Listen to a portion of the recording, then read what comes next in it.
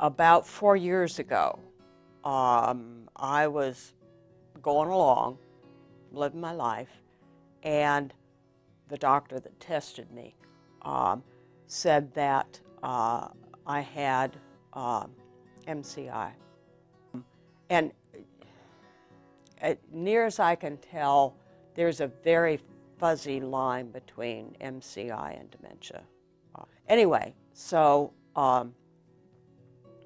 then I went to the first dementia conference that Jane Sherman set up here in town because I had a very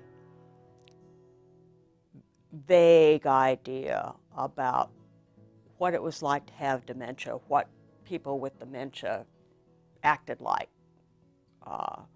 And I was just blown away by the panel of people that took part in this dementia conference.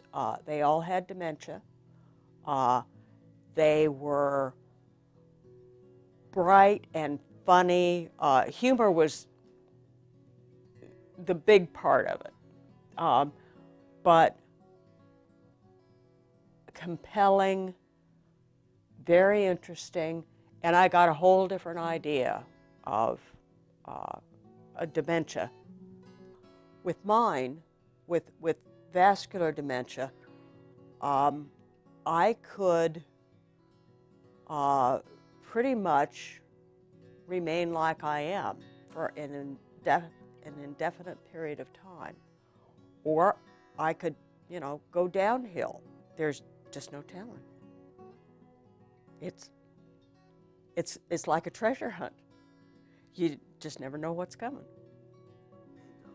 The recession hit, and I lost about 1/3 of my retirement savings. So I started looking around, found Asheville, moved down here, and then I discovered the River Arts District, and started taking classes at Odyssey Clay Center, and met the most wonderful people there. Then I moved over and started renting space where I could use, you know, all of the equipment. I had all the time I wanted to make my clay, and I've been there for 5 or 6 years. Absolutely love it. It was, and I hadn't thought that I'd get back into clay after I retired, but things just work out. I threw clay on potter's wheel for off and on for 40 years. And then after I got my diagnosis, I realized that I needed to make some changes.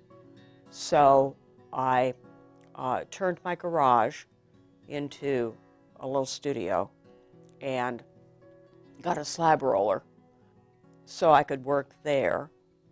And then when I gave up driving, and I hadn't thought this through, but I had everything there that I needed. So it was a very easy transition because you've got to stay busy. I sell most everything I make. We formed a co-op gallery at Odyssey, and we've got 25 artists, all different kinds. We've got sculptors, we've got throwers, we've got hand builders. I sell my work through the co-op, through the gallery, and I have a little studio space that I share with a friend, and we've turned that into a gallery. I had wanted to join a support group because, you know, if I told my friends, well, I'm having some cognitive problems, they'd be in complete denial. Oh, I forget things too. Oh, everyone does that kind of thing. And anything that happens in your life is not all bad.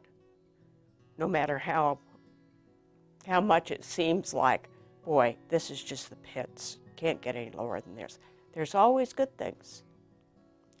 And I think it's, here comes the emotional part.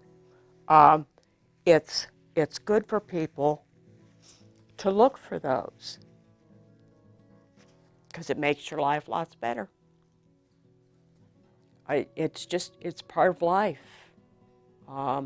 If it happens to you, there's no reason to be afraid of it. Just do the best you can. People with dementia are just like everybody else. We live, we love, we die. Everybody dies. And, you know, it's part of life. Dementia isn't an end of anything.